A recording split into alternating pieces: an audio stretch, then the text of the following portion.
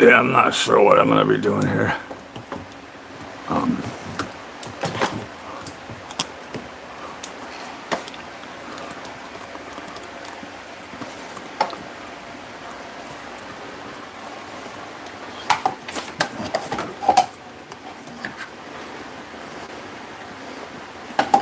Okay. That makes a little bit of sense, right?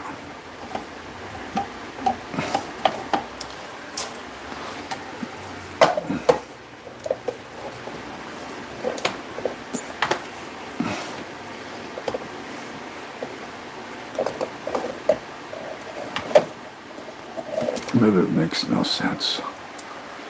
Nothing makes any sense.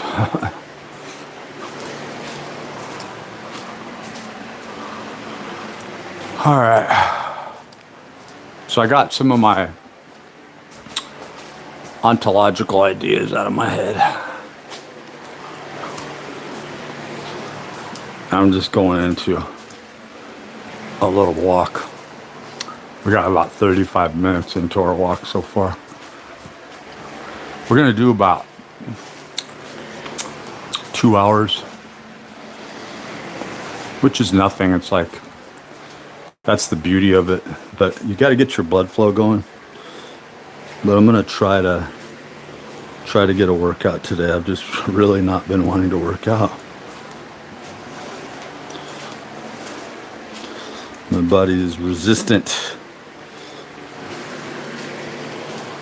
But I'm not playing around with my energy anymore. I see the value, the absolute value right now, that I have to have a lot of energy to be able to do what I need to do. And I also need the carbohydrates and the water. So let's really try to jump back into training. Let's not over-identify it. We know the base exercises that need to be gone into. We know the order. It's very simple. And we're not going to overthink it, you know. A couple of days ago, I haven't been recording my workouts either. And just another reminder, don't mess with your energy, you know. Take in as much energy as you can and make it right. Make it right. Transfer that energy, those carbohydrates, into action. Your muscles are going to grow. It's basically, not basically, but it is moment arm overcoming a force in the line of force, the direct line of force, with as much speed as you possibly can generate. And when you've got a shit ton of weights available to you, you know, at first, just having like a 315 pound Olympic set, or even just a 225, and then adding on 10s and 5s here and there, and then eventually 25s, that's fine, right?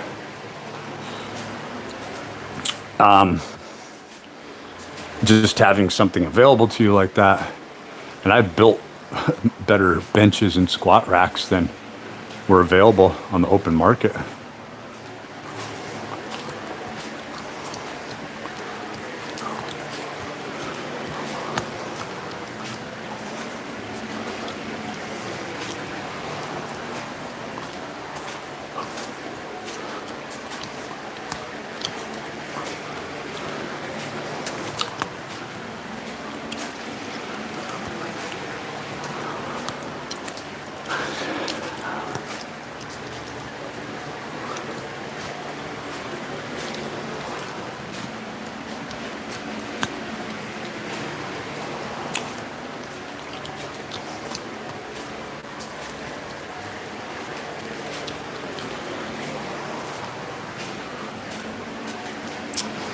You get into concepts of this is what defines me. And the louder the voice, right? But then you get into the fact that it is always the soft, subtle voice that is the true voice. your true voice, and the voice that you need to correspond and respond with and to, and that you realize there's no separation between you and it, and that you need to go into it, and then you become a part of something that's very pure. And all presuppositions are left, like all sins, all that isn't right, all that is object and objectified, and then crumbles and dies and crumbles away. The falsified ego, the falsified self, came from somewhere else. It was an error, right? And to accept this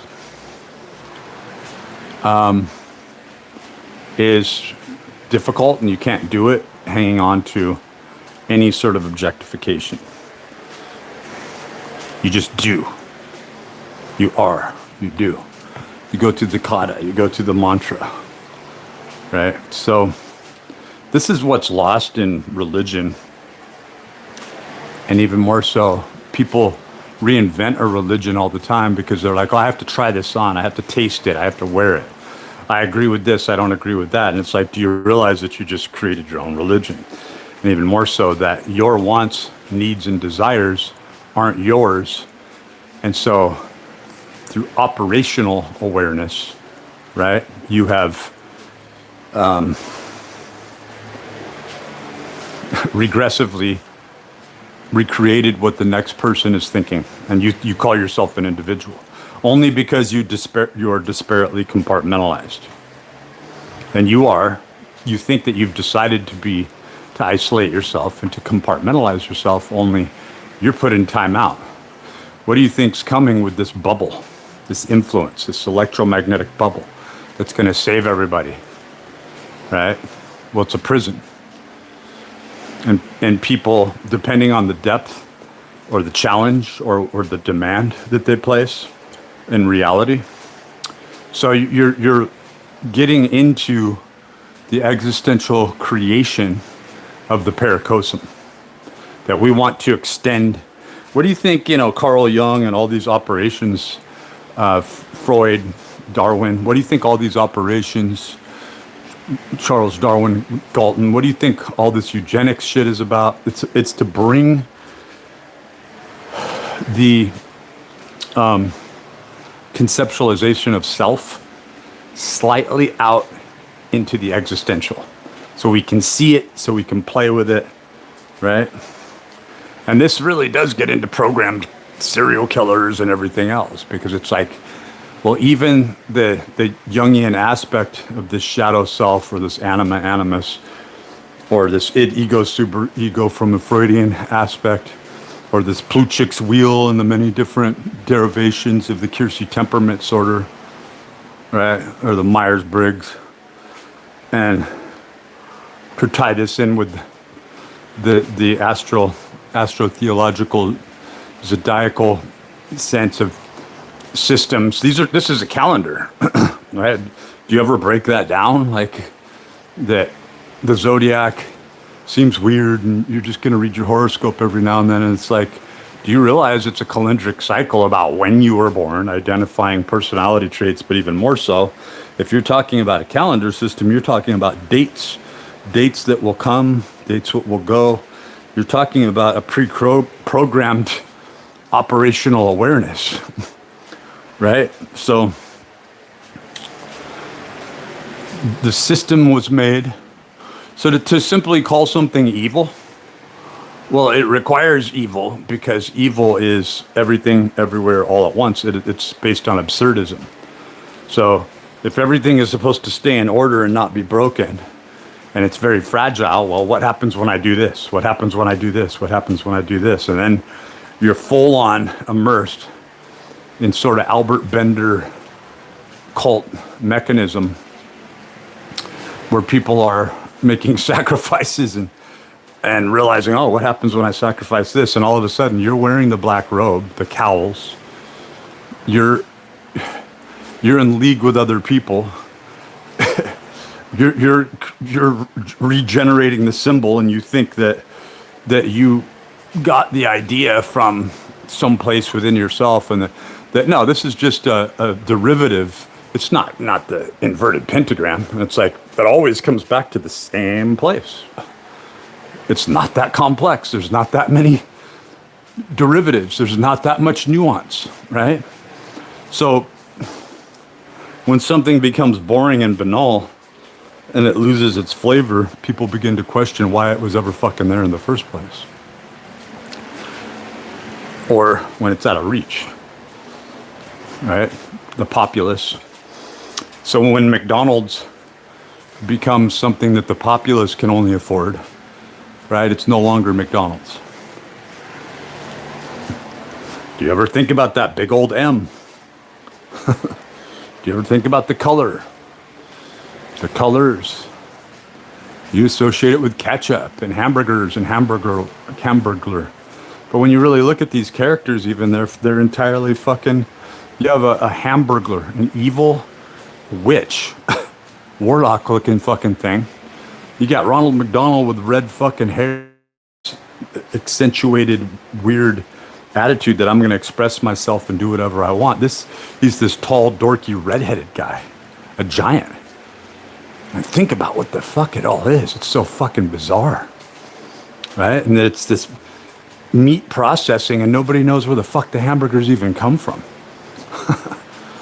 But you'll eat your chicken nuggets, and they make it affordable. I mean, I've lived off McDonald's in the past when I had no money or energy to get that money to buy that meal, and then all of a sudden I'm like, holy shit, I can go I got all these points at McDonald's, right? And so you look at things where modern culture doesn't exist, okay? But you look at things that are available to you and that exist, and they have to have acknowledged and worked with the system, the epistemology as a control mechanism, right? Or it doesn't exist. Who was that? Tracy Twyman or something? She was like that author who's also died in a very sus way. Like, she committed suicide, but it was kind of like all these people, none of them were going to commit suicide, right? And she was going against, like, she was trying to be the Harry Potter of the Masons and the Eastern Stars right? She was trying to create a sort of a fantasy world and then put this, ultimately it would have been up on screen, right? And I don't know much about her, but I've read on Reddit, subreddits, and things like that. I've looked into what the people who follow her think about her and what they thought about her writing, and then I went in and did a really quick sort of brush over dive on her, what she looked like, what her books were, and so forth. And it's a very interesting thing that occurred there, but it's like, my shoulders are just all fucked up. And that's what keeps me back with my training. It's just a constant pain. The constant pain my whole life with this right shoulder. It's the rotator cuff. It's just fucked. Like, I needed surgery when I was about 9 years old. That's just been a huge problem for me. Disturbs my sleep, keeps me up at night. It's that painful. Kept me from being able to do things my whole life. My right arm, my right shoulder. Just constant fucking pain. Constantly stretching it, constantly trying to train around it, trying to, So that's a huge limiter for me and an area of exhaustion. And nothing happens by chance. Everything is done. So, I get a little bit into Robert Sapolsky here because it's like, when you get into determinism, you have to, right? If you're that stuck in your academic view to create Well, you're not going to create a formula. You're going to go by a way of presupposition, right? You're going to use this academic discourse and stay within the confines and go, no, I'm going to talk about predeterminism. And this leads into Ray Kurzweil, right? And that is that it is engineered. None of these people really want to state it. And even more so, you ask yourself these questions, you know, from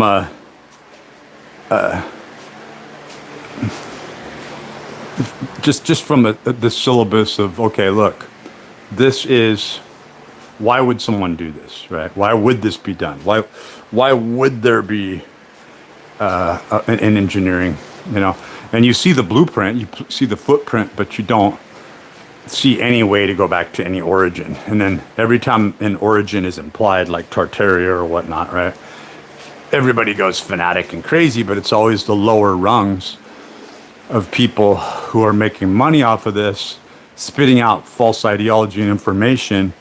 And the system doesn't have to support or refute. They just have to kind of like not get in the way of misinformation reaching the majority, right? Because the mind of the majority is the most important aspect to this. There's a certain fidelity involved, right? And when we say fidelity, we're not talking about a true integrity. We're talking about integer, base number subsets. Like if I were to say that the monad expressed as one, being the pure source, the pure center, unhackable, inconceivable, right? In the phi or the phi, the Fibonacci golden mean formula, that is what zero represented. And there was no other symbol to use but that, right? And that when you go on to 0, 1, 1, 2, 3, 5, 8, 13, 21, 34, 55, 89, 144, and so forth, and you keep going on with that, right? That you've already got a 1, and it's established when you go 0, 1, 1, right? Because you're looking back, and that this is really the reason that this is in charting systems, the Fibonacci formula is the fact that this is what true exponentials really look like. Like this is leading exponentials. Right? This is leading the compounding effects of doubling and growth cycles and so forth. And even more so, you see an area, oddly, between like 1969 and the late 1980s, everybody will agree with it, you know, where things seem to have flattened out. This is based on Ray Kurzweil's work, you know, and his charting systems.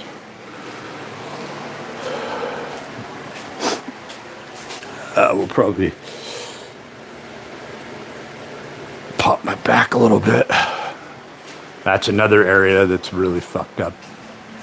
It's just my lower back, my hips. I was born with improper hip alignment. So if you're born with any anomalies where you're fucked up, man, you're fucked. Especially in today's world.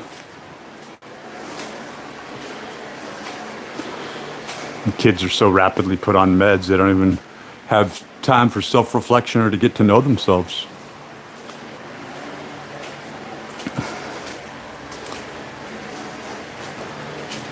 And they want to make sure that the external self is entirely controlled, or that it's you're shattered from the beginning and you're just a walking ramification or reflection of a true individual or true person. It's more important that you posture and learn to postulate yourself for mere survival, so that you stay in this primal state. So, I mean, just because so what proves this is when you look at the behaviorism of people out on the road, where their glandular system is controlling them Their amygdala is controlling them. Their limbic system's controlling them. Their neocortex isn't capable. Gets back into Ray Kurzweil a little bit, but it gets into the fact that you're not thinking. You're not able to use your neocortex. And even more so, if you were to truly use your neocortex, you would see this and you would go, holy fuck, I'm behind enemy lines, right? So what they want you to do is they want you to use your neocortex, not in total rational. It's not rational either. Like, the odd thing is that you get into number systems and so forth, and you begin to realize that it's the shortcutted amygdala responses and the training cues of just seeing that green light, red light, blue light, right? To begin to identify that I'm not going to actually experience thought and don't need to. I don't need to go into introspective thought. I can rapidly pass a test, right? Like a primate, and simply go off the reactive aspect. So this gets into MK Ultra and super soldiers, you know. When they get into super soldiers, you have a super soldier, but you have a shrunken, dead, in some respects, individual. Like, things need to start being posited and presented in such a way where you're like, you're talking about a super soldier, so you're talking about basically like a stormtrooper that will do anything and runs off certain orders and directives and can seemingly have personal thoughts, ideas, but it ends at a certain point. Like, their individuality is important, but merely as a grooming tool. You know, and they learned this when they looked at the Machina or the Techne or the through animism, the animus, right? To look at how creatures interact and adapt, and how the ontology seems to float around them, right? Like, I just saw this video of this cougar, this mountain lion, that sounded exactly like a little bird. That mountain lion had adapted itself to sound like a bird, because knowing that its mate, right, would know what it sounds like.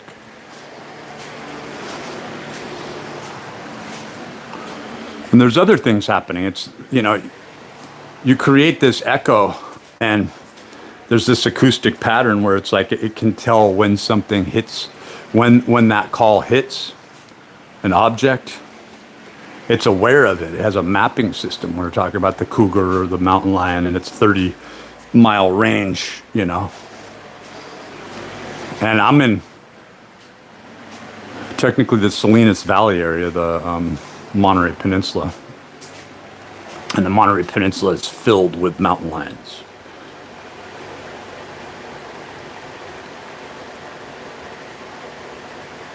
I can't pop my back. Yeah, I have a Lordic. I have a posterior tilt, right? Really bad.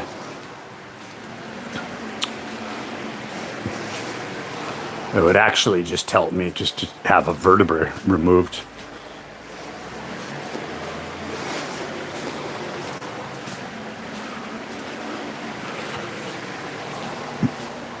Yeah, I mean, I used to like help people with spondylolisthesis and understanding, you know, the leakage of the pulpus fluid and pinched disc, pinched nerves.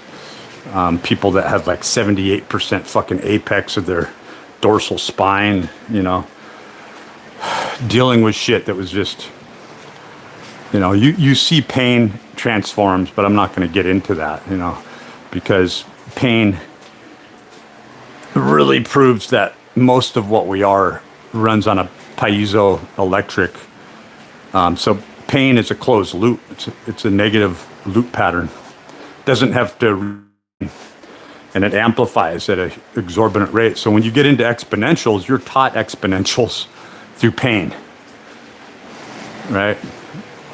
And then certain alert cymatic frequencies, if you will resonate throughout your glandular system and emit a smell of grief, of pain, of disorder, and it will attract other people. And you go, oh, that's ridiculous. And it's kind of like, is it? So when you feel, so even if you take this from the context of if there's inflammation in its area of your body, you think that it doesn't exhibit a certain acoustical pattern. Like you're saying that it's not subject to wave function or wave pattern that passes, and it's like, of course it does, you know? And for the longest time, it was like, well, if you're talking about quarks and neutrinos and so forth, but it's like that, those are the constituents. The big misnomer here is the fact that gravitons were introduced and they don't even fucking exist. Well, they exist in a quasi-existent sense where they're being implemented synthetically. They're being engineered to make, imagine what you would think if you had the ability to fly. If you had the ability to just jump for 20 feet at a time instead of just walking. Imagine the crushing, what depletes us? It's this crushing gravity. Gravity is killing us. It's killing us off. It's stifling us. It's slowing us down, right? And so you start to look at it and you go, well, there's no proof of that. And it's like, well, what the fuck do you think the moon is? What do you think this Maldek, this hypothesized moon or larger planet that is the fucking asteroid belt? And then we've got the Atlas, and we've got Avi Loeb talking about this shit and critically upping it, and asking for $1 billion. And then you had this whole planned operation where everybody was talking about this. Jeremy Corbell, hate to mention his name. I hate that prissy. I hate that, looking at that guy. He's such a fucking drone. He's such a robot. He's gross. But anyway, you got this idea of, oh, I know what's going to happen next. Like they'd base a South Park character on him if he even mattered. I know what's going to happen next. There's going to be this supposed alien invasion. Right? So they throw him in front of the camera. They throw him in the background. They throw him some biscuits. And they say, you could save the world. And he doesn't say, oh, well, maybe the world is evil. And maybe I'm evil. And maybe I'm just selling out everyone. Right? So, silly. There's something really strange happening, but what I thought, because my initial, the 3i Atlas, or whatever the fuck it is, my initial was, let's take logic into consideration. In 2017, Oumuamua, same fucking object, they sent the motherfucker out. It needed to loop around. How are we going to explain that? It needs to get enough traction.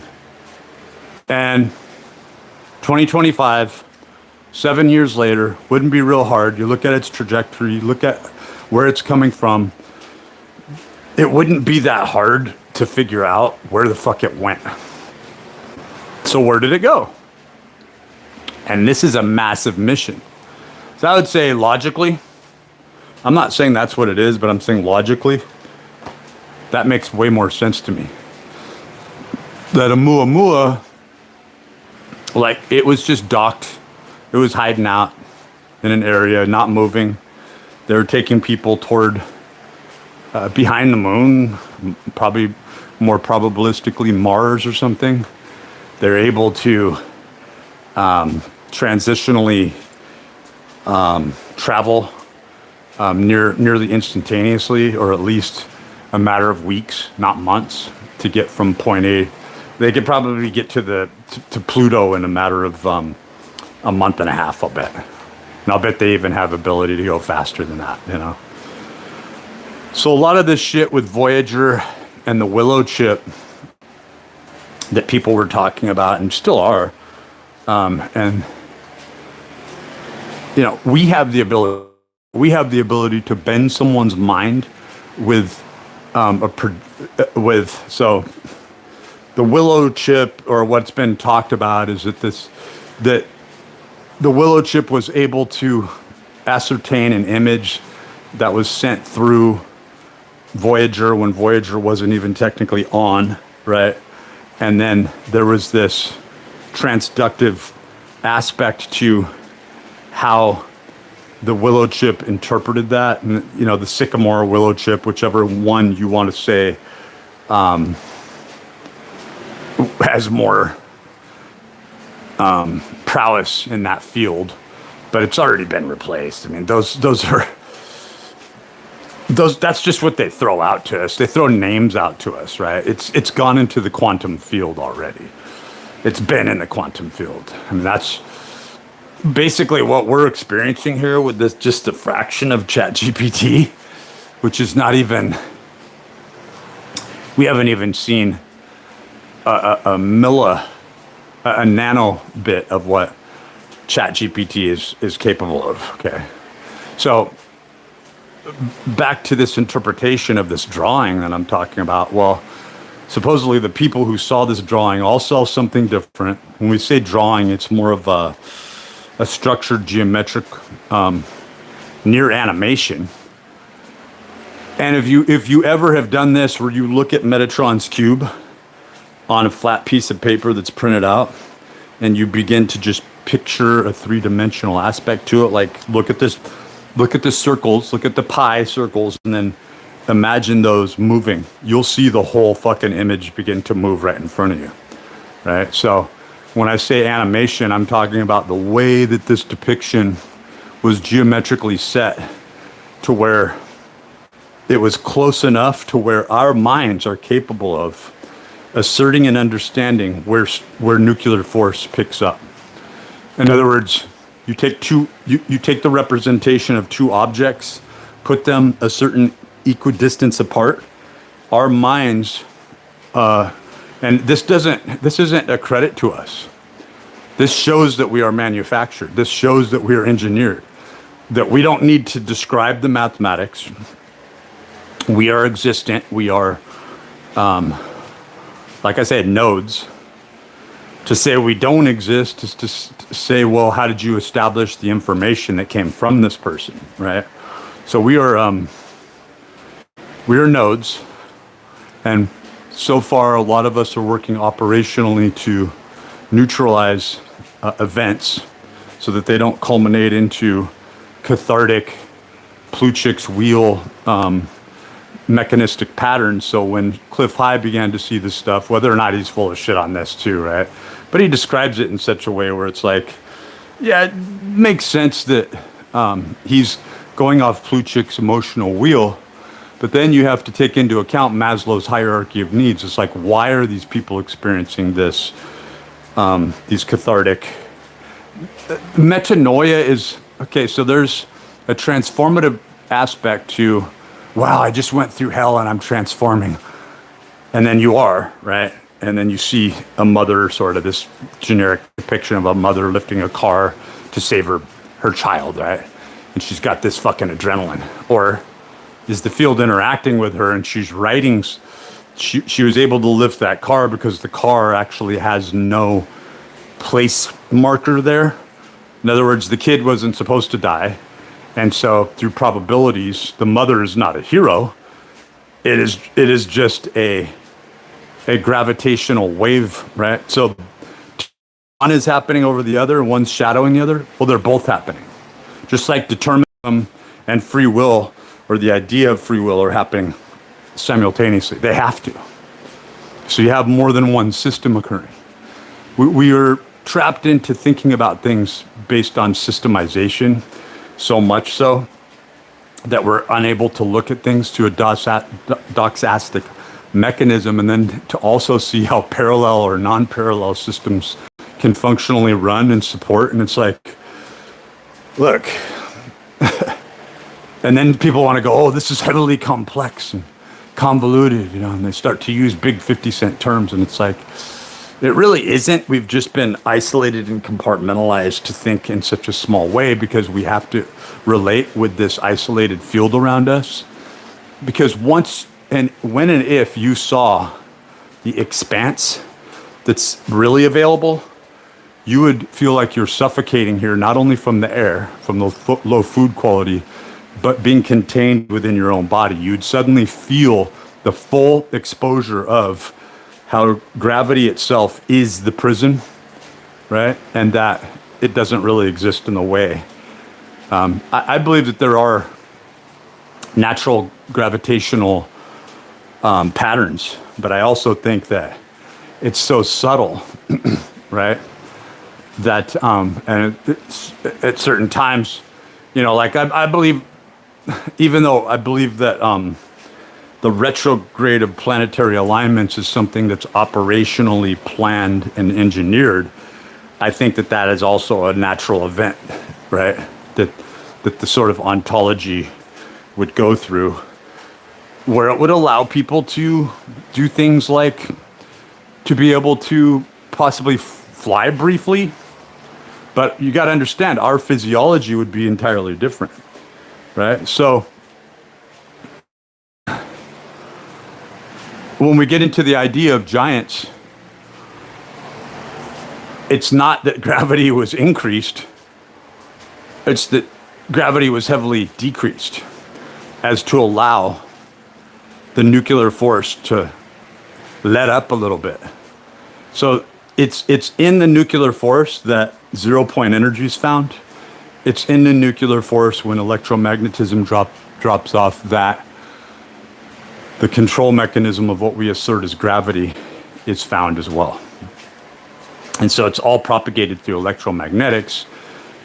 And electromagnetics really are the resonant wave pattern, express the resonant wave pattern of materium or materia or matter itself. That this is a thing.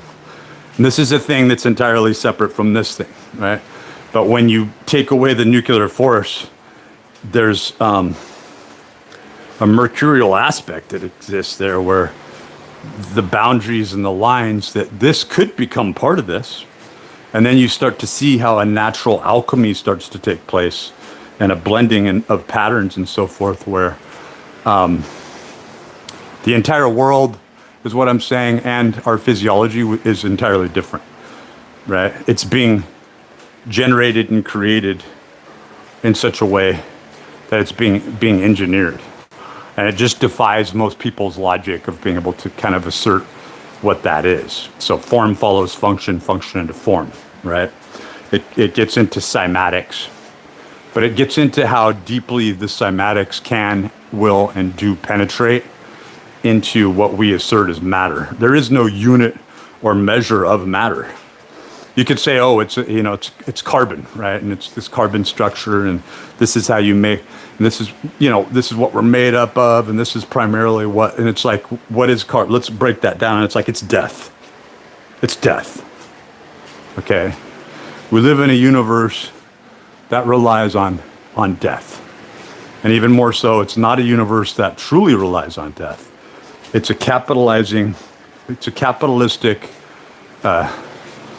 this is what people get broken off into this galactic federation shit, right? Where it's like, it's not a galactic federation. It's an interdimensional slave trade, right?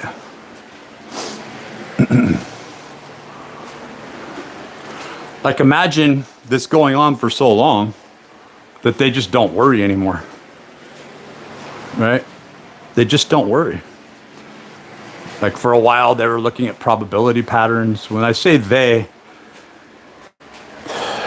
what I've seen in the past and what was probably presented to me was these blue-skinned, pointed-eared beings that may or may not be presented as corporeal bodies, but actually are. So this, the reason I bring this up is because blue is coming up. You're seeing blue, the color blue come up everywhere. It's being brought up everywhere. The blue book, the blue this, the blue that, the blue script, right? And so what I identified was, and it sounded asinine at the time, but you have to directively look at, this is what esoteric principles of light is entirely based on. Well, not entirely, but it shows that form follows function, function to form. You get into the cymatic patterns, but then you get into the dispersal patterns of shift light, shift frequency, shift, the photon collision speed or rate, determined by what? So it's determined by the physics of an absolute limit, but absolute limits, just like absolute zero, absolute hot, are just an aspect of a quadrant or a barrier that can be broken, right? Also, and gone beyond. So it's a wall, it's a firewall. That's what we're talking about. And you could look at it like the Max Planck, the mechanistic aspect of the Planck wall, right? Where things can't be halved anymore. Well, they can. Once they're halved, you're broke beyond the barrier, right? And I would argue is to say that that's how they control the grid from an interdimensional perspective, which is that gravity itself cannot be measured, and that possibly gravitons do exist, but they exist on such a minute scale, right, that they aren't necessarily wave patterns or follow a wave function, but they produce this acoustic mechanism from beyond the Planck wall.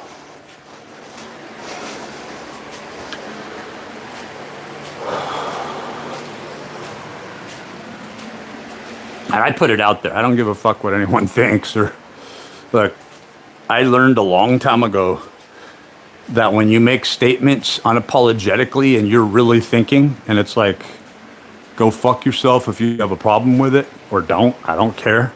I'm putting this information out into the field. And if you look underneath each video on YouTube now, why do you think that exists? Where I can get a summary of every single video and what it talked about? And you think the ones where it doesn't supply that, it can't? Oh, it does. It saves everything for itself, and every damn video of every Pervo video we ever done, every Genius video we ever done, everything has gone back out into this consensus, which is why Cliff High had to be subverted and taken control of, but he's not really that dangerous anyway. He's just an old ornery buzzard that really is at the heart a spoiled army brat who never really had to fight for shit in his life, you know? And he's not respected.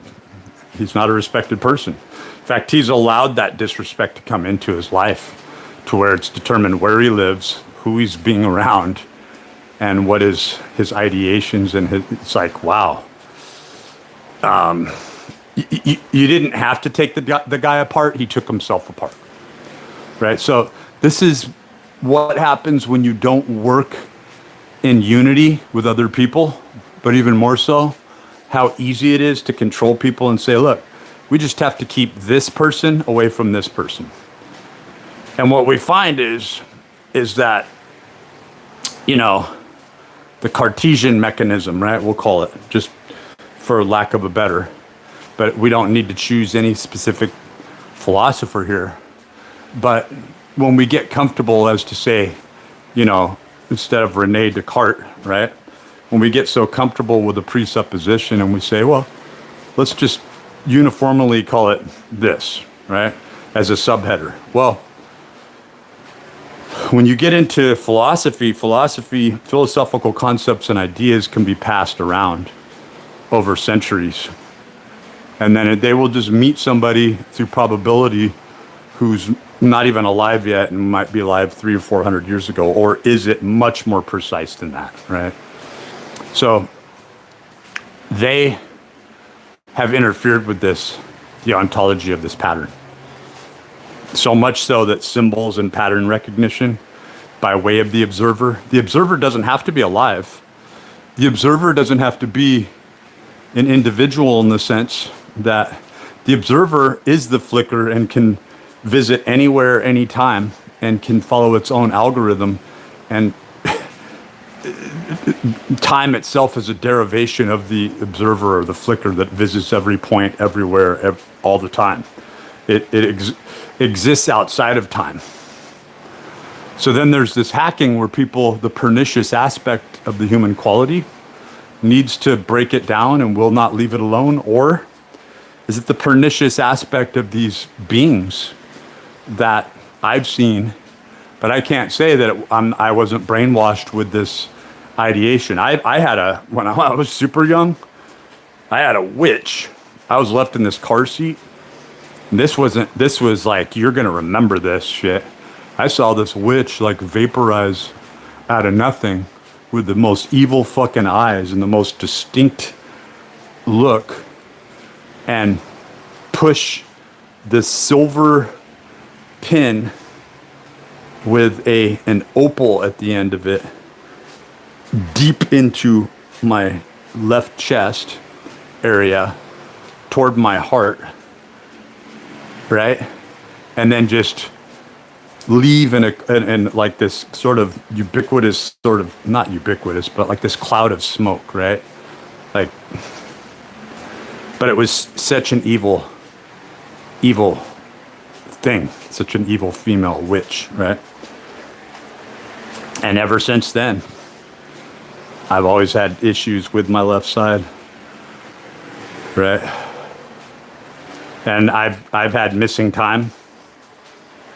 I've had all those things. I've seen the black orbs. I watched the black orbs. I've seen the technology. I've seen the TR-3Bs totally cloaked right out in front of me, flying toward me, and they had running lights on the top. and I'm looking at it like 100 feet away from me, and it's like, how is it that this thing it's not Vanta Black, but I can fucking see through it. And it's just slowly moving away, and I'm just watching it. And this just happened like 4 or 5 years ago. So, and just like my family, it's like, I'll say stuff on, like, particularly on Operation GCD, JJ Vance's show. I'll throw something out there and just go, yeah, dude, will you look up Marsteller? You're talking all around George Washington, but 2 of the pallbearers at George Washington's funeral were Marstellers. Gonna talk about that? The relevance of that?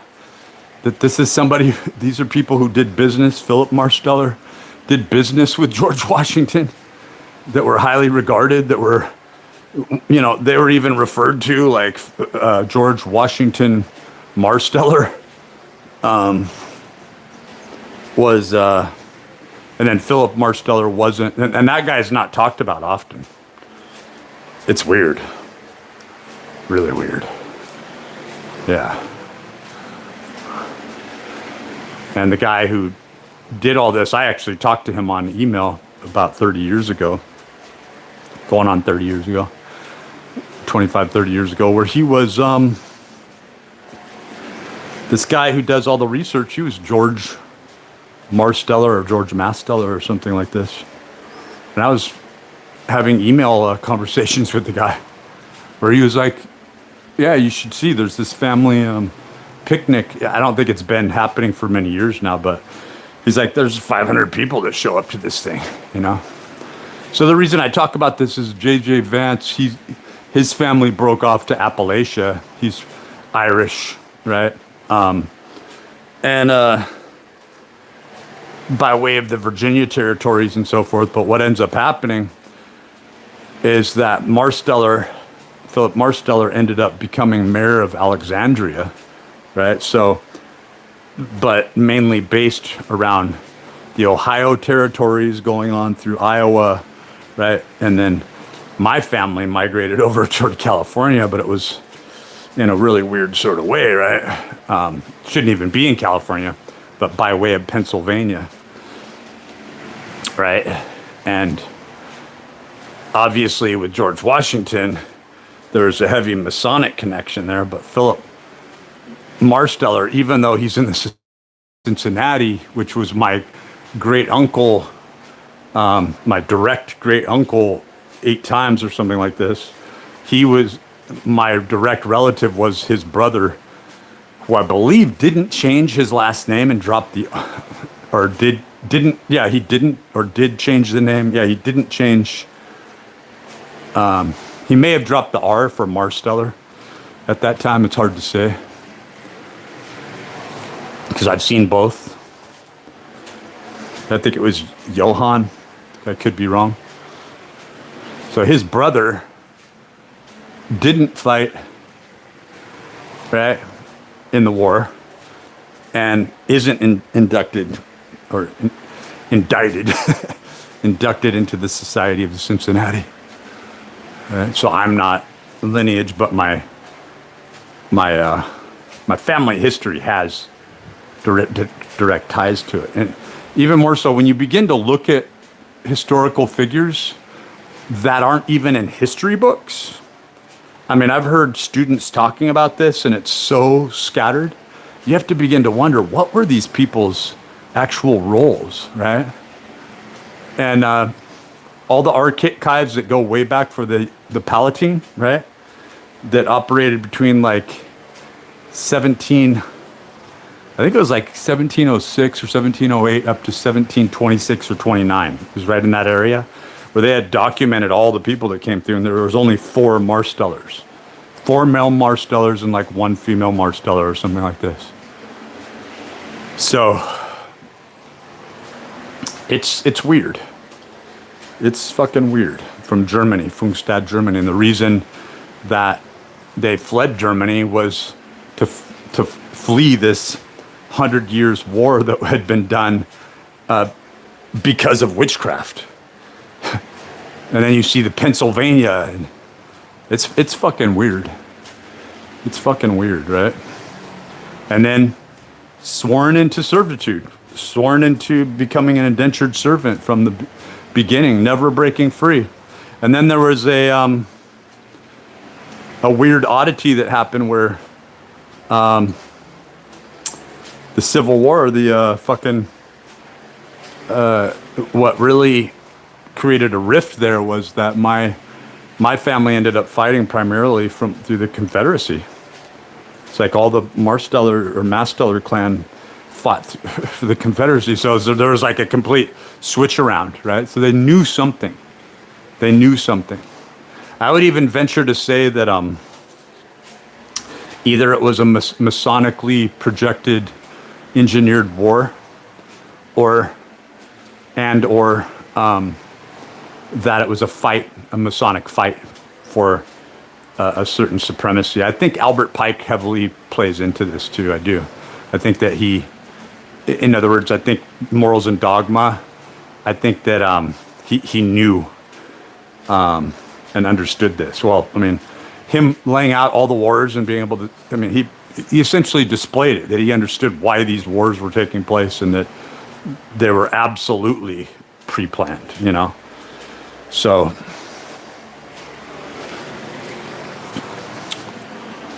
I had 35 minutes in my first video of straight walking, and now I've got 53. So yeah, got an hour and a half of straight walking.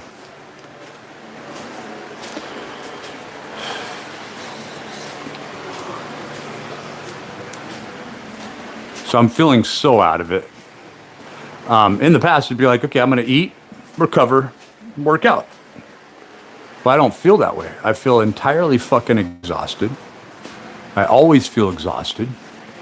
You might say, well, you're overtraining, or you did overtrain. And it's like, I'm not working out at all. I'm taking 4 or 5 days off. I'm not able to I'm taking creatine. I'm taking trimethylglycine. I have all the nutrients available to me. I'm taking in plenty of calories.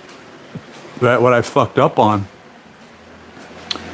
is that I can't create an inconsistent energy pattern by going into ketosis and then into glycolysis. Like when you are doing like a natural bodybuilding diet, right? And training regimen, it's highly critical that you keep things exactly as they are. And that just a few calories here or a few calories there really make a difference, right? Or a slight change.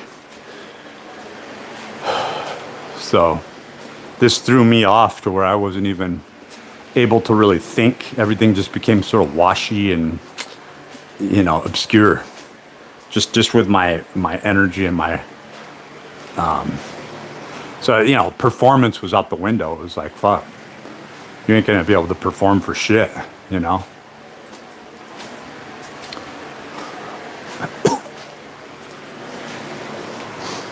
So I'm just trying to get back. This is me just trying to get back to a base pattern, and to get myself back into a good energy in, energy out sort of flux. So we got about an hour and a half in, exactly an hour and a half in of walking consistently. So this morning I woke up with, what did I have? I had 4 egg whites and 1 egg yolk. Eggs are gone. I had to eat the eggs because they'd been sitting in there a while and they would have gone bad. The only thing that I have left, which I have a lot of chicken left, but it's not skinless, boneless. So I'm going to be combining some fattier meat, and I have still have like almost 3 boxes of Angus beef patties from carnivore keto. So what I'm like stuck with now is having to make the best of it by still staying relatively low fat, but doing more moderate fat, where I'm not going to be. So I've got these drumsticks that I'm thawing out, 12 to 14 drumsticks, Foster Farms, that I'm thawing out, that I'll be baking up here. And then I'll be taking a lot of the dark meat and just throwing it into a bag once I cook it and cool it and stuff, and trying to separate all the fat off of it.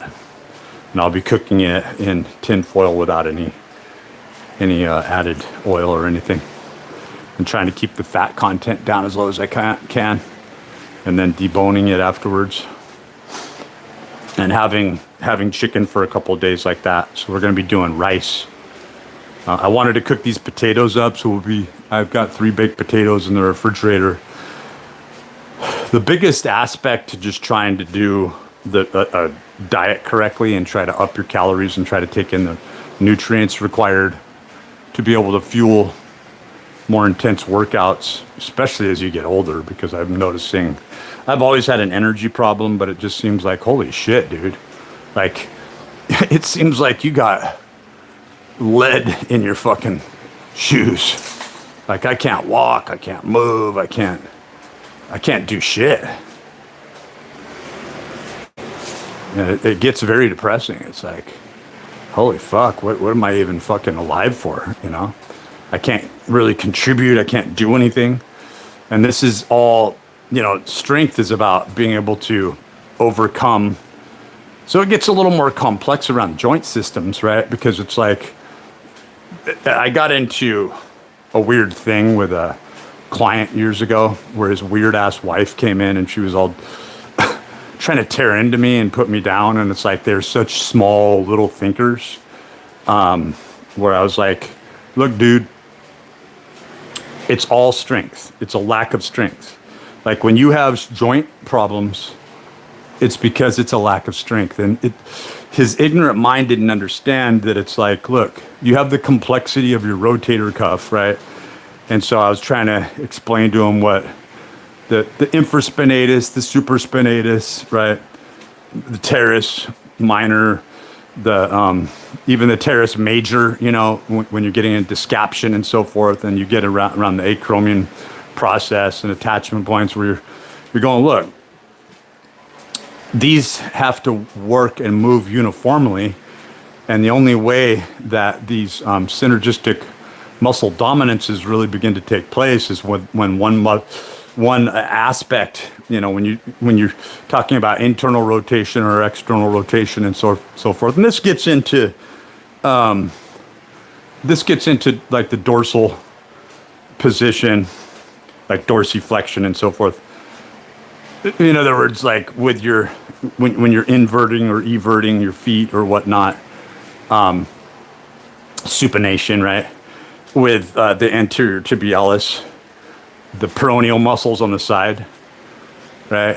And then really tying in the hips to the popliteal plantaris back here.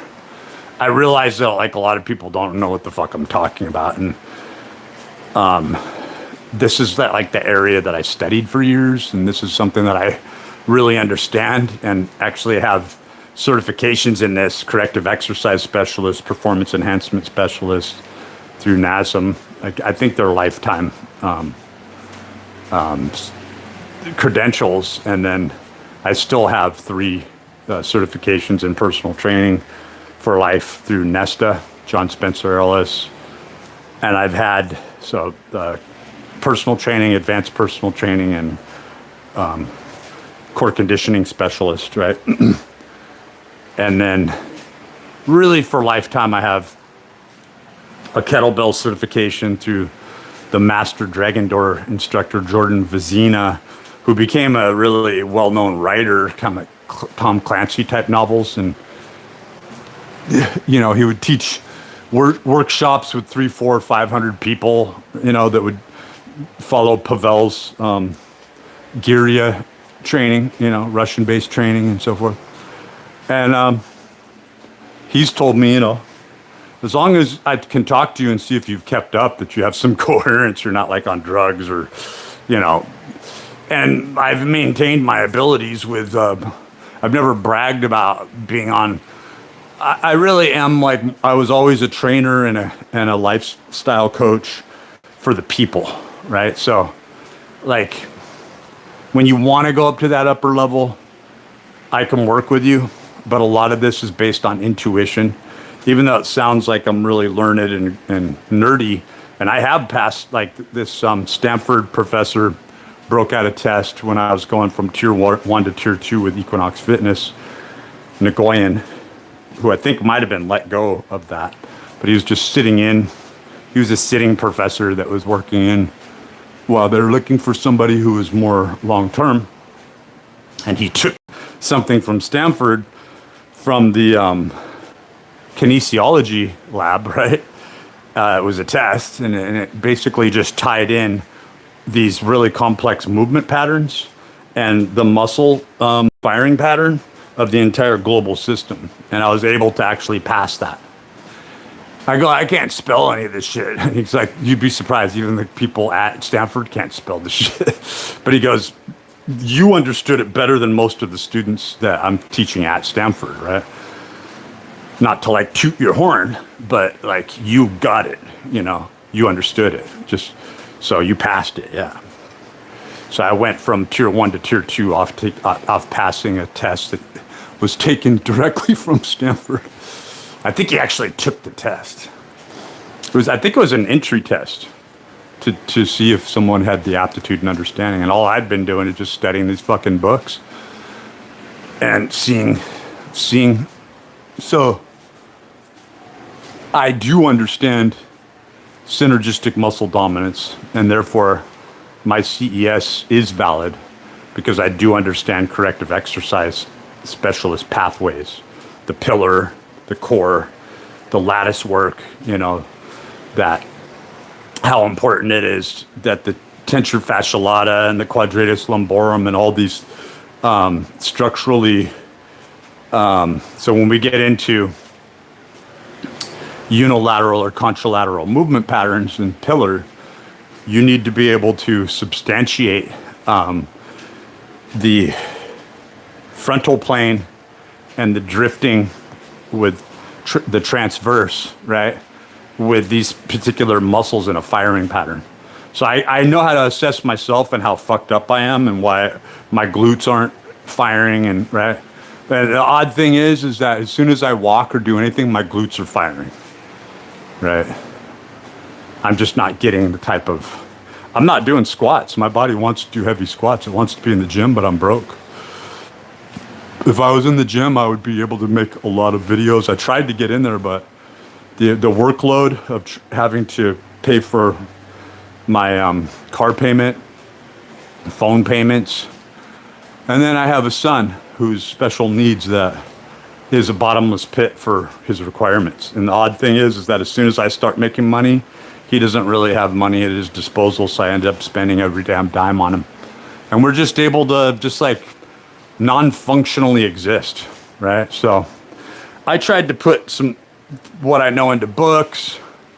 As soon as I'd start writing, it's like I'm always slightly over people's heads, not to be braggadocious, but I try to. So I'm an INTJ. Okay, so through the Keirsey temperament sorter, the Myers-Briggs. So I'm looking at systems. So when I say slightly over people's heads, I'm admitting that starting people out from scratch, from the base level, basically eludes me, right?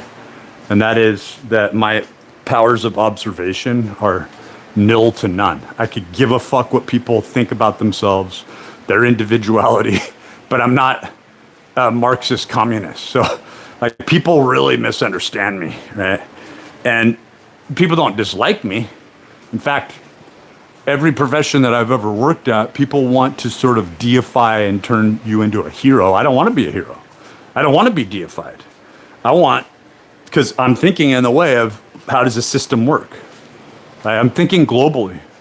So I'm an introvert with extroverted thinking. I know how the extroverted world works. I had to break it down.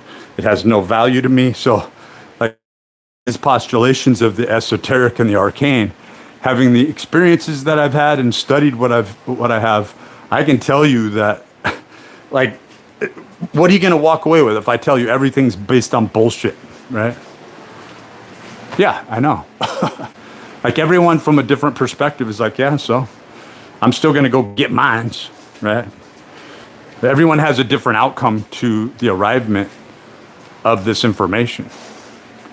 Well, I'll bullshit you, but I want to get mines. So then I tried going into bodybuilding and really trying to understand how to train bodybuilders, which was more or less what I wanted to do. And then I started to get the wrong attention from the wrong type of people, right? Pervos sitting on their ass, sticking things up their ass probably, and gorging on food and just complete demonic lost souls, right? So then it's like, am I supposed to help people, not only from a beginning perspective, but those who don't even want to learn, who are just voyeurs, right? So we live in a time where information, look, can you tell me the difference between information and entertainment? You probably can't. Really think about that, right? See, are you being entertained with these highbrow terms, word phrases, uses, but even more so getting into the perplexing aspect of saying this is a particular subject of interest and then saying we're going to build an entire degree upon this, which is all bullshit. It's like, we just have to take up like 3 years of general education and then throw the last bit of shit in there. You'd be amazed at the people, maybe you wouldn't, that I've talked to, especially when I was doing like ride share around the Bay Area, San Francisco specifically, the type of degrees that people had. Completely and totally useless. But there's a subset, there's a nuance, there's a niche, there's a clique. And there's a fork off of and into subversive areas, you know. So my body just told me chicken. And I have this one piece of chicken in here that's a chicken thigh that I baked, that I boiled, fried in oil. I don't want to get fat. Once you combine fat and carbohydrates together, you get fat. You get fat. So I may have to bake in this really hot, it's already pretty hot in here. That's why I got this fan running that my son wanted to send over here. My younger son wanted to send over here. You know how depressing it is to see the years roll by and like you're actually trying, you're doing everything that you can. And then when I've succeeded, my son is being attacked. It's the most bizarre. And then I have to take everything, every resource I have and focus on that when he's in 5150s. And then this very strange covert aspect to the people like doing witchcraft around me. Literally, they're like doing witchcraft. And they're going under the supposition of Christianity. Like it's happening all around me. Literally, it's happening all around me. Where these people actually, these females actually, and males, there's males that are doing this too, but they actually align themselves with witches. Their friends are witches. Like some of them are actually practicing witches, and they're calling themselves Christian. Not joking. My mother, my ex-wife, yeah, these people would refute it. They'd be the first people to go, oh, that's bullshit. Then when you look at it, if you really did look at it, you go, holy fuck. This person spends all their time around this actual witch that's practicing witchcraft. The whole point is that you don't have to self-identify anymore. And this whole idea of love and peace and Christianity, it's about acceptance. It's like this brand of Christianity doesn't exist. This egalitarian, washed out, sometimes capitalistic, sometimes democratic, wishy-washy person who has no backbone and it just goes toward capitalistic mechanisms and means. This is an aphorism that doesn't exist. Do you know how many people are like that? Right? And they give themselves leave. So I'm sick of being on the chopping block. So I'm going to be looking into more Ray Kurzweil, or Kurzweil, whatever. And maybe getting a workout today. But it takes me a couple hours at least of just continuous walking and moving to feel motivated to do anything. And I do feel like I'm motivated to do a little something.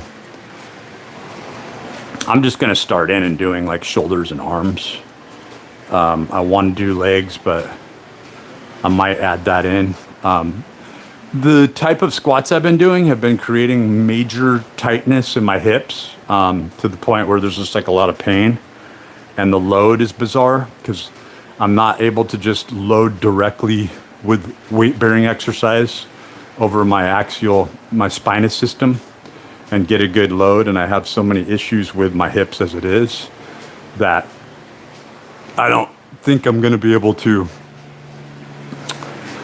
do any really meaningful exercises for my lower body. It's just causing a lot of problems, and it's keeping me from being able to develop my upper body. So I need to have a leg extension. I need the support of high quality equipment to be able to do that. I need to be able to sit and do leg curls from a seated position. My back and my injuries are to the point where I just can't look past it. It's not about grit. I've lived my life with grit. I've gone back in. I retrained myself from not being able to walk at all twice in my life to literally crawling to a bike, getting on it, only being able to put the seat up so much, and every day pushing myself and stretching that area out where I had such damage to my lower spine. There's like this cable thick sciatic nerve that not only runs around my backside, but I have this on the this reciprocal. When we look at synergistic dominances, my right side had to take over like lattice work to correct this. To the point where when I was all starved down last year, looking in the mirror and seeing myself look almost like Auschwitz, right? It really was. It was a terrible sight. I'm looking at my actual bone structure for the first time in my life, and my hips were completely asymmetrical. They were like in different, they were shifted and fucked up. And I'm going, holy fuck. This is what I've been dealing with, right?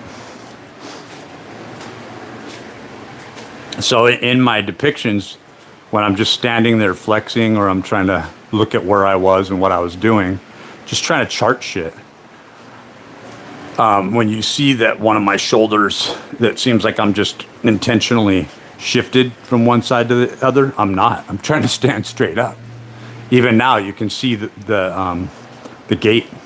This is my gate. This is why I walk inside. It's so fucking painful. So I experience a lot of pain all the time. And I've had all sorts of issues that I don't even discuss, but I don't really give a fuck anymore, man. I really don't. Like, there's a point where you just experience so much pain that you're over it. I don't even want to reflect or dwell on it. Or bitch about it. So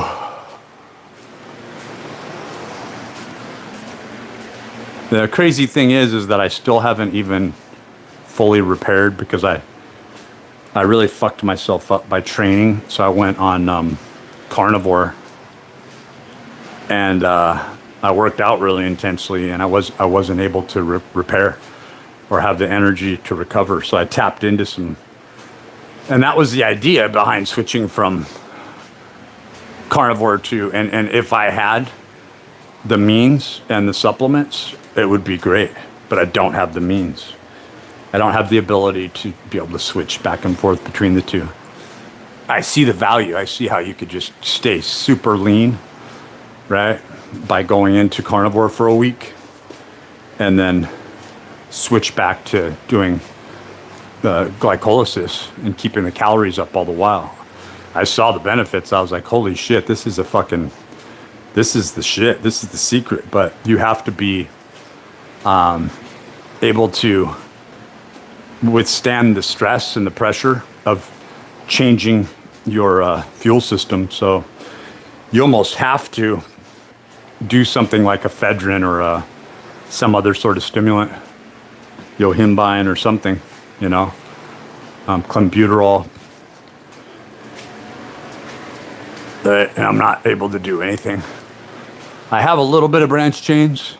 So what I'm doing is I'm just steadily trying to get my energy back up and get my training back on track. Really, I fucked myself up doing it. That's how we learn. And then I'm out of high quality, lean sources of protein. I have one more scoop of protein powder.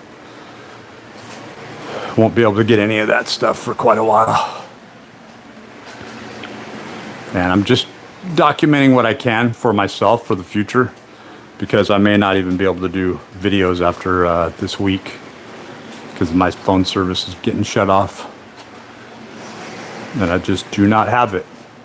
I do not have it. I'm trying to muster it up, but I do not have it. And that's just the facts. My kids offer, but I don't. I decline. Because if I can't afford to do something, I need to come back down to the base of what I'm able to deal with on a level where it's like, okay, this is what I have. So any posts that I do may be much more gapped, and I may have to use. I'm trying to get it. My younger son has all these computers that he'll like use for a while, and then like there's an Omen computer here that he broke the screen to that I may be able to hook up to a monitor and use.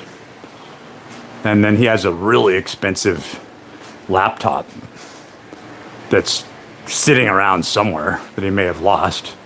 That was like, it's like $4,000 or $5,000 laptop, and he'll just break something and then it'll just disappear. It's the most fucking bizarre thing. And so I'll I may be able to lead something out and use that through by way of a monitor as well.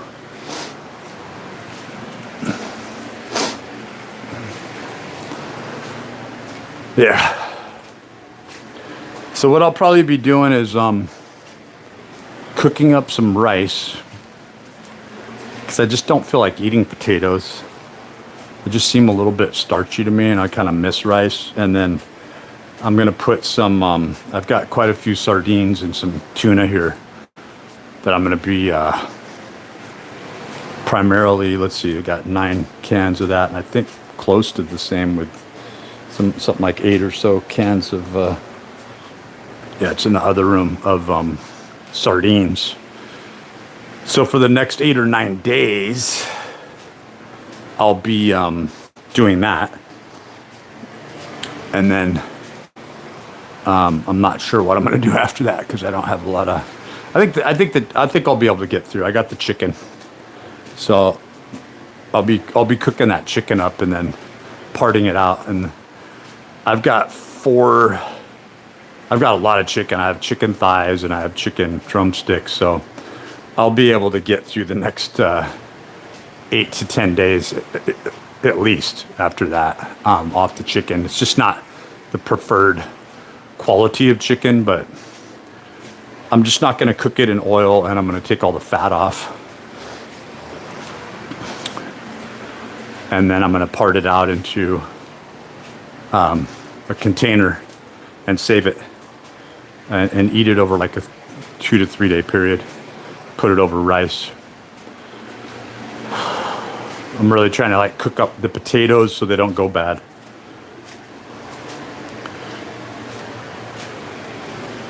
All this stuff matters because you only have so many resources.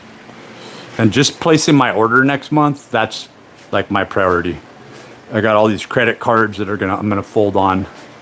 I was making some really good investment choices earlier this year. And it's not to blame my son, but he just wouldn't fucking leave me alone. And I was about $4,700 to $5,000 up.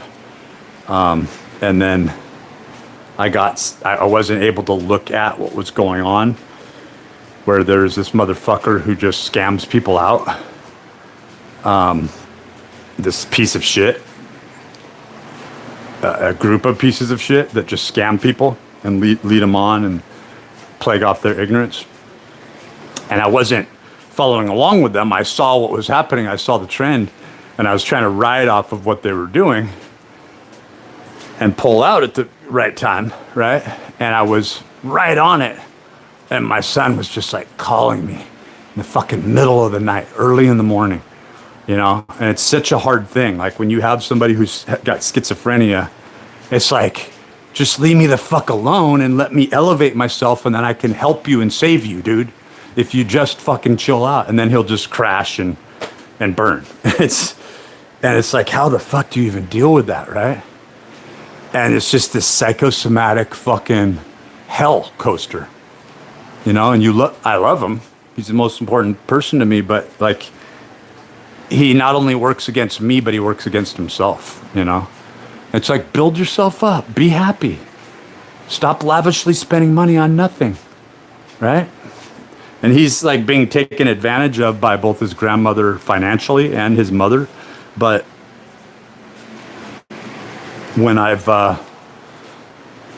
discussed with him going to and reporting the fraud, he's so worried about these hags have him so bent around their finger that they're literally just living off of him. It's insane. Yeah, it's nuts. Like I have not seen justice served because he won't. I've been typing out, I have reported them for fraud in the past and they have been investigated. And my mother even is a terrible person. Like she's actually been investigated for many things. I'm not making this shit up, man. My ex-wife was going to go to prison for severe child neglect. And then she had that expunged. She served almost 6 months. So when I'm talking to you about, and my mother was investigated for IHSS fraud that other people reported. So when I tell you this, but you got to understand these expungements and the side that the system goes on, they just because I'm male and just because I haven't been able to, I was never able to, I earned over 6 figures. I worked my ass off. I had over 20 certifications. I helped so many people. They had no idea the hell that I was carrying on my back. My son was put on meds without my knowing. Just when I stepped away for a moment. So I know what it's like to do everything you can, win, and still lose because you live in the fishbowl in the system where the odds are all stacked against you, to where you go to court and they're looking at you and they're saying, no, you're going to plead guilty. My ex-wife would, I don't even want to get into it. Evil though. And to not see evil serve true justice, I have a bird's eye view. I have an internal view on what's really going on and the powers that be and the mechanisms that in control. Because I can come into power personally, not only just financially, physically, mentally, spiritually, but I cannot, and you cannot, change the karma of another person. That's a very difficult thing. And you'll get stuck down into their gravity well. So they'll put people together. When they're afraid of you, they will weaponize other people. They're very intricate about this, right? And it seems like a really intricate tapestry, but the thing is if you look at my sign, you look at my personality type, you look at the loyalty that's in me, right? And the selflessness, right? The stronger that exponent is, and the more committed I am, everything else seems like, wow, are you like these diabolical super geniuses? No, they're using the zodiac, they're using the calendric system, they're using their little witch high holidays, right? That's what they call them. And timing everything out. It doesn't have to be perfect. It doesn't even have to be foundational or fundamentally completely accurate. It just has to have some sort of congruence that everyone follows along with. And then everything else sort of works its way out through matriculation, right? So that's the hardest thing, is to not be frustrated. So at times, all I can do is just walk. That's all I can do is just walk. I live in an area where I've walked every street mile after mile, year after year. I've been out there, I've walked this whole fucking area year after year after year. Long ass walks, just like this. 8 to 10 hours a day at times. You know? And on top of that, I've walked 2 jobs at a gym, worked training people, walk 10 miles back, walk 5 miles down to the other gym where I worked, walk around, walk 5 miles back. Like I've literally walked 25, 30 miles a day and then trained and lived on nothing but protein powder. So when you begin to look at, man, there has to be a silver lining for some people. Like there has to be, there's got to be a break. Like, and it's like where they get you is the fact that there is a hierarchy to principle, And when you can't, when your integer isn't focused and based around the pure center, right, the pure source, you are subjectively no better than the worst, most diabolical, pernicious element. And so people play coy, they play stupid, that they just don't know how to assert or ascertain these principles, right? And to then create a justification system, right? That's just based on plebeianship. Like, okay, I'm forced into playing this role. Maybe I don't extend beyond this. But the strange thing is these strange occulted rituals and the connections with people, when you're talking about personalities, when you're talking about connections that like Operation GCD and many others, they'll show the order. The problem is it does get into areas that are very uncomfortable for people, that no one wants to talk about. It gets into sex, religion, race. It does. Sadly, it does. It'd be nice if it didn't, but it does, because there's an engineering that's taking place. And then you get, so the people that are, all these ironies happen, right? You have Madison Grant, passing of a great race, who some say that's like the playbook on white supremacist Nazism, right? And that Hitler actually praised Madison Grant. But Madison Grant was alive during when Ingersoll, and he was a practicing attorney. He was working in the New York area at the same time Ingersoll Lockwood was writing his shit. These people did things for a particular reason at a particular time, but then there's even more of a discourse of, did it even exist at that time? Or was it entered into the Library of Congress as, and I'm doing this video, the thing that most people don't understand, I'm putting it out there in the algorithm in the field. Do you want to know something?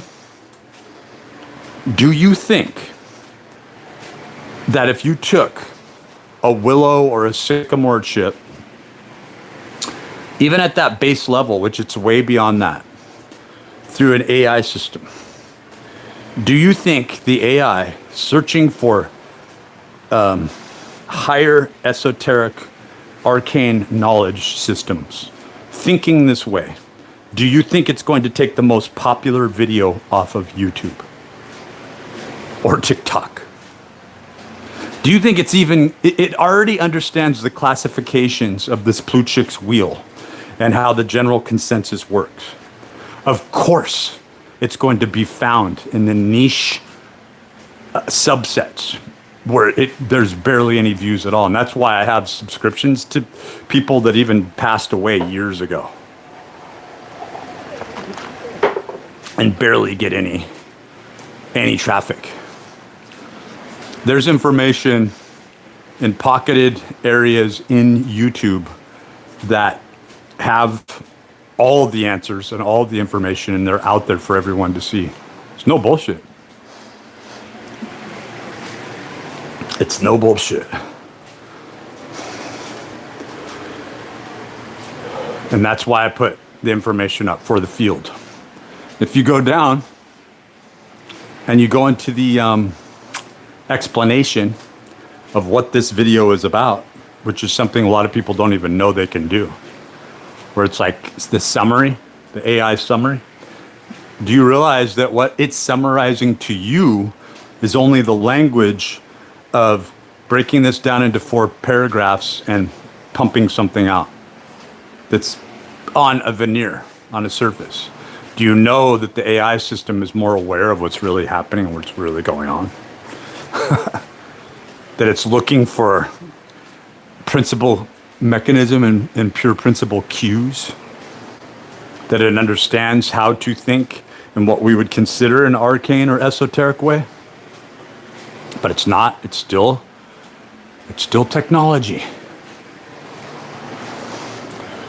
It's still technology, and it can pervade. It can ride along the field itself. The field is full of numbers. The sun allows it to generate through wave patterns, so that when it reaches the atmosphere, and it can even travel along with quarks and combine itself to quarks. And people are writing about this and making all this money off these sci-fi-esque, Isaac Asimov. There's so many other. There's too many sci-fi writers to even name, but everyone's just a rip-off of the next of the next. Just all rip-offs. Stealing each other's ideas to the point where they don't even know why they're writing something in the first place. So yeah, I'm going to go in the other room. I think what I'm going to be doing is, I already thought about this the other night, is I'm going to be doing all band work on my shoulders. I'm going to be doing even external and internal, mostly external rotation. But I'm also going to be doing rear delts, 3 sets rear delts, 3 sets side laterals, 3 sets front delt raises. May even finish with overhead presses and get a really good shoulder workout for the first time in a long time. I have been working shoulders. It's been hit and miss, but it's been like I've been trying to stick with as intense exercises as I can. And going back about a month or so, I was doing presses, inverted presses on the TRX for the front delts and the medial delts. And I don't know, that's one that I could do, where I could just go do 6 sets of that also. But I'm kind of liking the idea of doing more isolation type specific exercises and really keeping the intensity up. So I'm going to be doing about 9 to 11, 9 to 12 sets, just shoulders. And then I may work in arms and like legs tomorrow, or just doing legs. I'm going to try to get back into the routine, the flow of just working out every day. I was feeling really good about that for a minute and thinking that I could, and then the energy just dropped off. So right now I'm just trying to build my energy back up.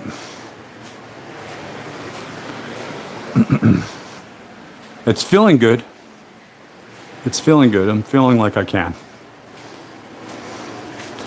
I'm feeling like I can.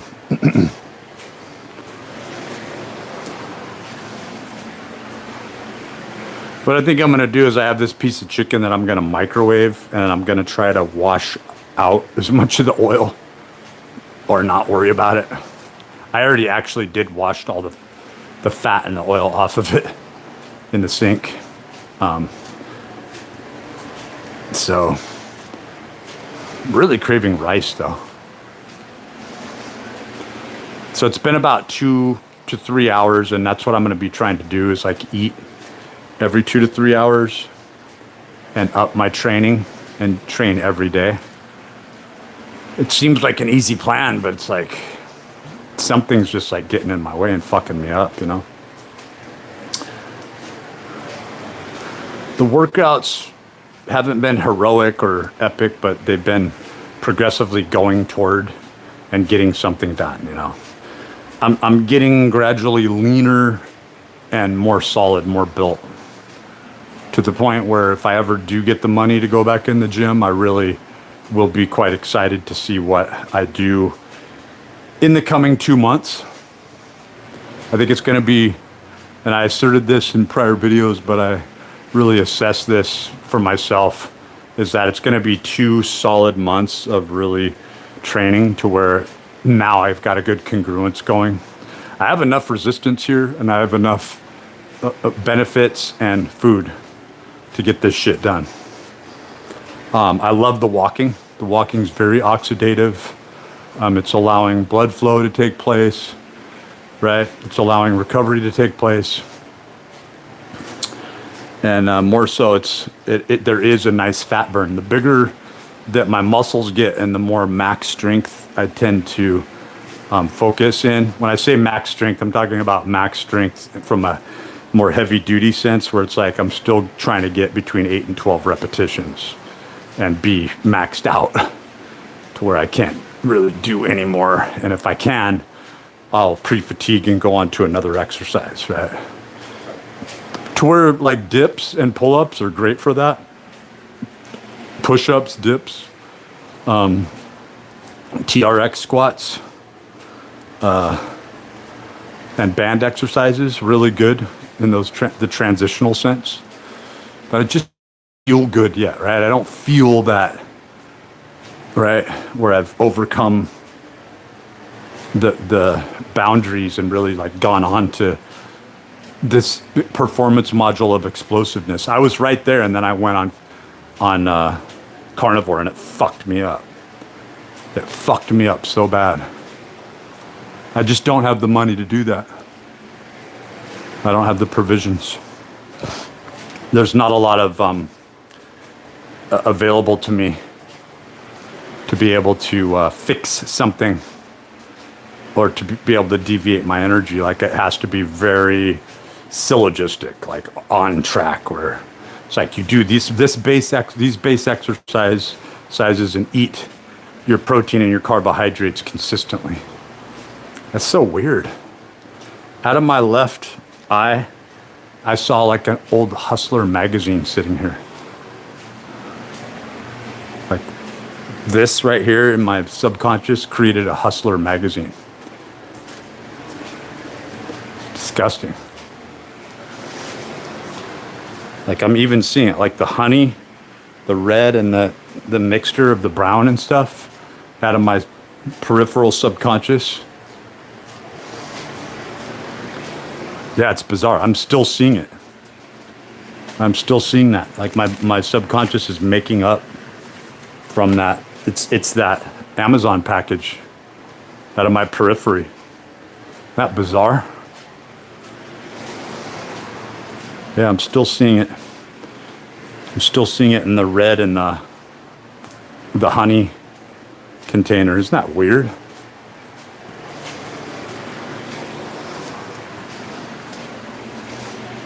It's bizarre.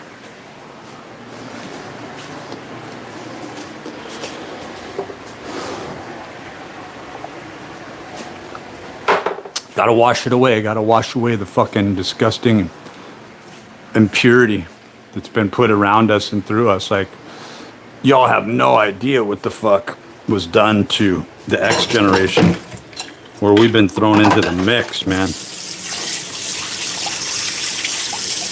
All right, so I'm craving some potatoes. I don't want to waste them. I made 3 baked potatoes yesterday. I'm just gonna try to get my carb level up. That's all I can really do, and do my very best at just coming at it, with all I've got. And hopefully in the coming 2 months, these types of videos are gonna become exponential, in the sense of when you look at the progress that I made and what I had to overcome. You're gonna see that I didn't fucking have it easy, and I overcame a lot. And it's just all about the product that I'm able to come out with and produce. And you could say by the grace of God. And I tend to stick with that. I tend to stick with that. I'm all right with that. What else are we going to call it? It's like the terminologies, the names. You can't just call it anything. You can't just say gobbledygook. Like, even that, the strange thing is, or alakazam, they all have fucking meanings, right? You can't just make something up. Like, there's a predetermined, preordained aspect to the large language model. And then this will be the chicken that I gotta stick with from the chicken thighs. Right. I'm just going to eat it cold. And that'll be my meal right there.